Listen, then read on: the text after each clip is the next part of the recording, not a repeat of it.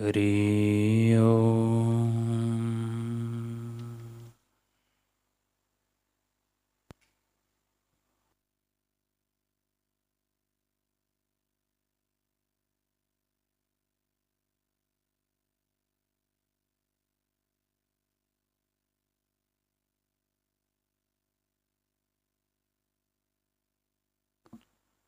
हरि ओम।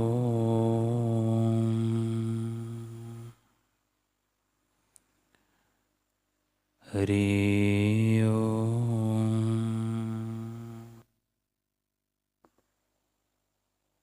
ओम श्री सद्गुरु परमात्मने नमः। श्री योग वशिष्ठ महारामायण। मुनीश्वर बोले, हे बधिक,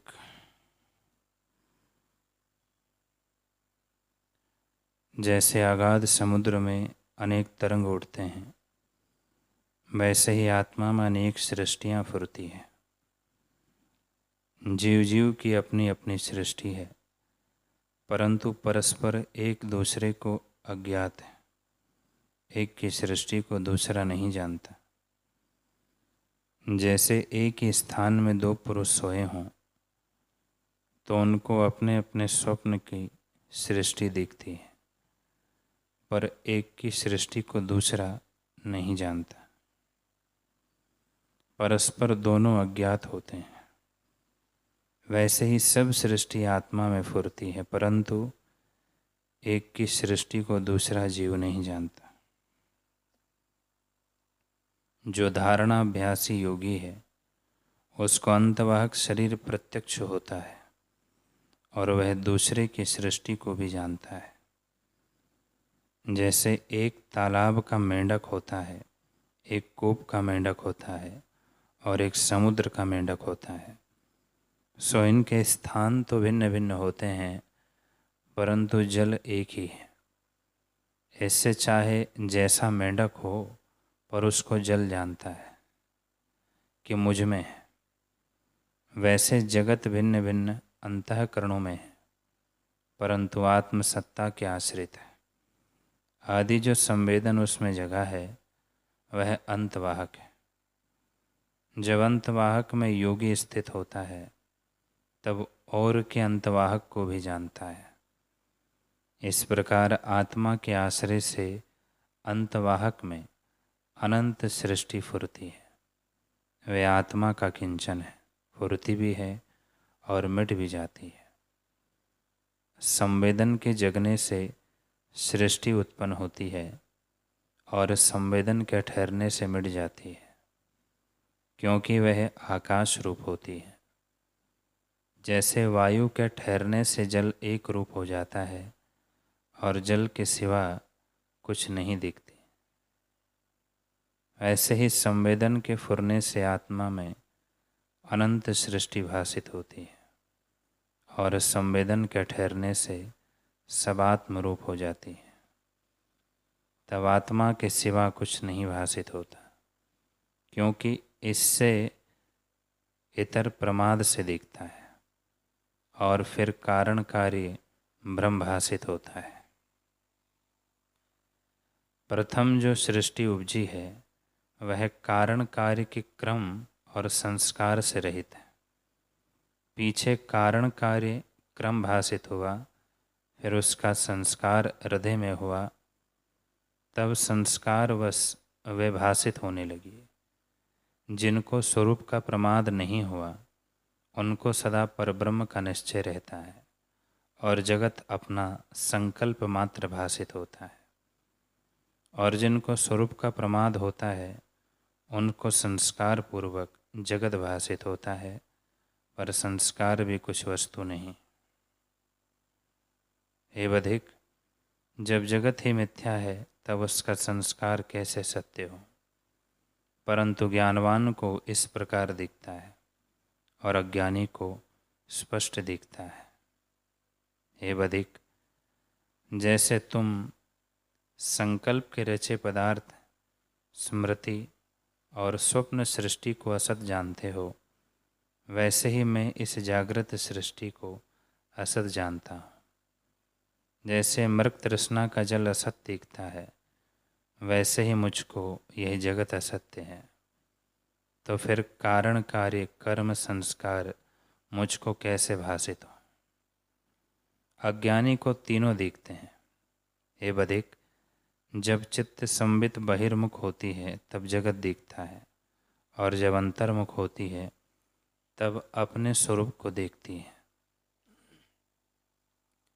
जब आत्म तत्व का किंचन संवेदन फुरता है तब स्वप्न जगत होकर भासता है, और जब ठहर जाता है तब सुषुप्ति प्रलय हो जाता है। फुरने का नाम सृष्टि की उत्पत्ति और ठहरने का नाम प्रलय है। जिसके आश्रय से सृष्टि का स्फुरण होता है वह शुद्ध सत्ता, अव्यक्त और निराकार है। वही आकार होकर भासती है, और जो अकारण निराकार है उसमें अकारण आकार भासित होता है। इससे जानता है कि वही रूप है और कुछ नहीं। आकार भी निराकार है, दृष्टि भी सृष्टि रूप होकर दिखती है। यह जगत आभास मात्र है। जैसे समुद्र का आभास तरंग होते हैं, वैसे ही आत्मा का आभास यह जगत है। आत्मानंद, चिदाकाश और सब जगत का अपना रूप है। बधिक बोला, है मुनीश्वर, तुम जगत को अकारण कहते हो तो कारण के बिना ये कैसे उत्पन्न होता है? क्योंकि प्रत्यक्ष दिखता है। और जो कारण से उत्पत्ति कहो तो इसे स्वप्न सा क्यों कहते हो? स्वप्न सृष्टि तो कारण बिना होती है। इससे यह कहो कि यह सृष्टि कारण सहित है अथवा कारण से रहित अकारण है।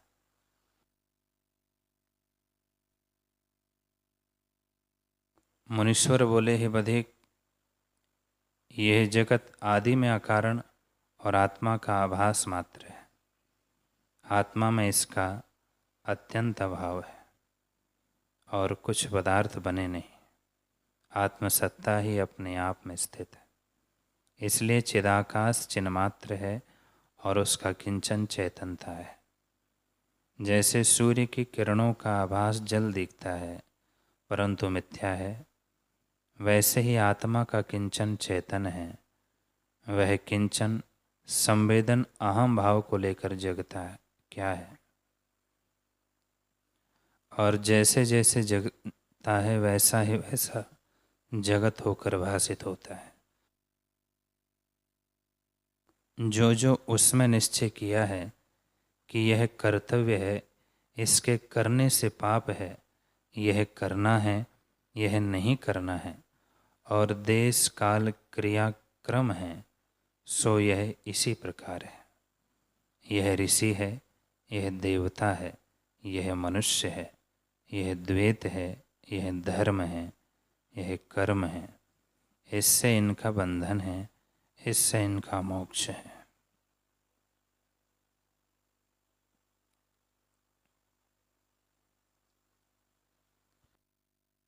हे बधिक, जो आदि नीति रची है वह वैसी ही अब तक स्थित है, अन्यथा नहीं होती। उसी में कारण कार्यक्रम है। प्रथम जो सृष्टि उपजी है वह बुद्धिपूर्वक नहीं बनी, आकाश मात्र उपजी है, और जैसे उपजी है वैसे ही स्थित है। फिर पदार्थ जो एक भाव को त्याग कर और भाव को अंगीकार करते हैं सो कारण से करते हैं, कारण बिना नहीं होते। क्योंकि प्रथम सृष्टि अकारण हुई है और पीछे से सृष्टि काल में कारण कार्य हुए हैं। परंतु हे बधिक, जिन पुरुषों को आत्मा का साक्षात्कार हुआ है उनको यह जगत कारण के बिना ब्रह्म स्वरूप भासित होता है, और जिनको आत्मसत्ता का प्रमाद है उनको कार्य कारण सत्य भासित होता है। परंतु आत्मा ब्रह्म निराकार अकारण है। उसमें संवेदन के फुरने से अब्रह्मता भासित होती है। निराकार में आकार भासित होता है और अकारण में कारण भासित होता है। जब संवेदन जो मन का जगना है वह स्थिर हो जाता है तब सब जगत कारण कार्य सहित दिखता है। पर प्रथम अकारण उपजा है। पीछे से देवता, मनुष्य, पशु, पक्षी, पृथ्वी, जल, तेज, वायु, आकाश पदार्थों की मर्यादा हुई है और बंधन व मोक्ष की नीति हुई है। वह ज्यों की त्यों है। जैसे जल शीतल ही है और अग्नि उष्ण ही है। जब जीव आत्म सत्ता में जागता है तब कारण कार्य सहित जगत नहीं दिखता।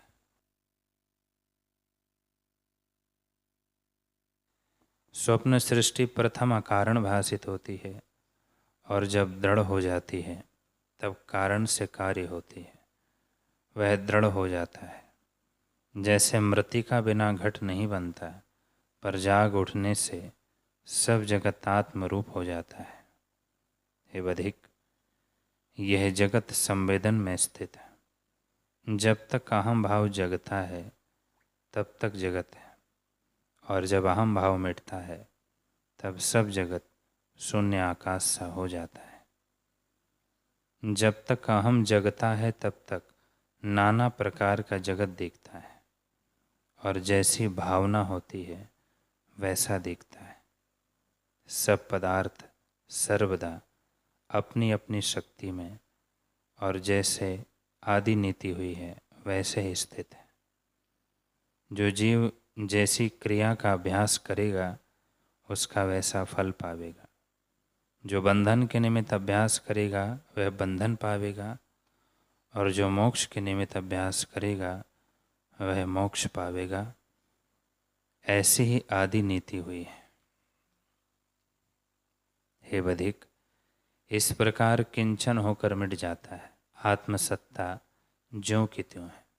जगत की उत्पत्ति और प्रलय ऐसे है जैसे हाथी अपनी सूंड को फैलाए और खींचे।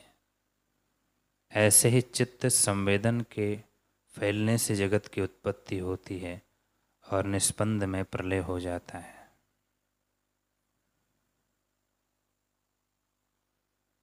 हे बधिक, यह संपूर्ण जगत चित्त अणु के ओज में है, और उस संबंध के अभ्यास से आत्मा चित्त अणु की संज्ञा पाता है। ओज, अंतःकरण और हृदय तीनों अभिन्न है। चैतन्य सत्ता उसमें स्थित है। जो बाह्य दृष्टि से मृतकवत है और उनमें जीवित रूप है और वहाँ बड़े प्रकाश से प्रकाशित होती है, उस सत्ता का पहले चित्त से संयोग हुआ है, फिर चित्त और प्राण कला का संयोग हुआ है। हे बधिक, जब प्राण क्षोभ को प्राप्त होते हैं तब चित्त खेद को प्राप्त होता है, और जब चित्त को खेद होता है तब प्राण भी खेद को प्राप्त होता है। जब प्राण स्थित होते हैं तब जीव शांति पाता है। जो प्राण स्थित नहीं होते तो जीव जागृत, स्वप्न और सुषुप्ति तीनों अवस्थाओं में भटकता है। जागृत, स्वप्न और सुषुप्ति अवस्था भिन्न भिन्न होती है। हे बधिक, जब यह पुरुष अन्न भोजन करता है तब वह अन्न जागृत वाली नाड़ी पर स्थित होता है। तब वह नाड़ी रुक जाती है, उससे सुषुप्ति आती है। जिन नाड़ियों में गई हुई चित्त की वृत्ति जागृत जगत को देखती है वे जागृत नाड़ी कहती है। उन पर अन्न जाकर स्थित होता है। चित्त सत्ता चित्त में प्रतिबिंबित है।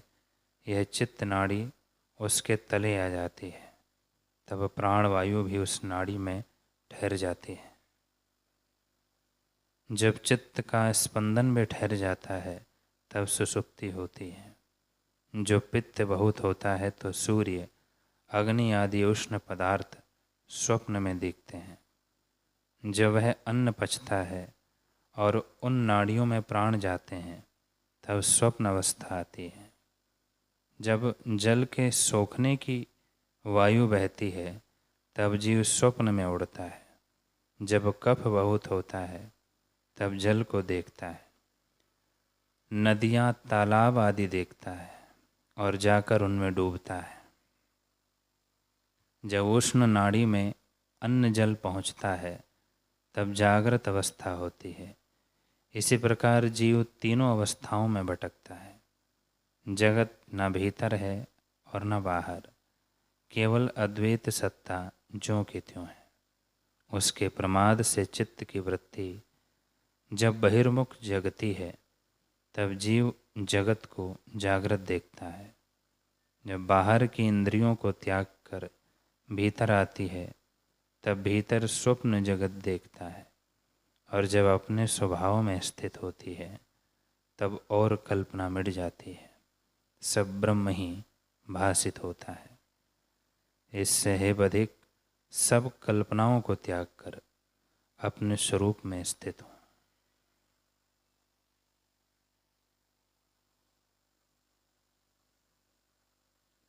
हे बधिक, ये तीनों अवस्था आती और जाती है, इनका अनुभव करने वाली जो सत्ता है वह आत्म सत्ता है, वह सदा एक रस है।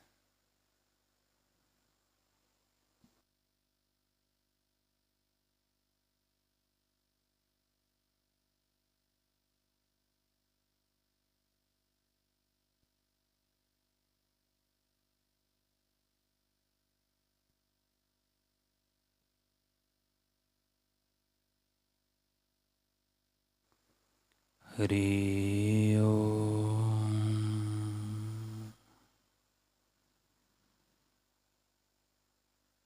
हरि ओम।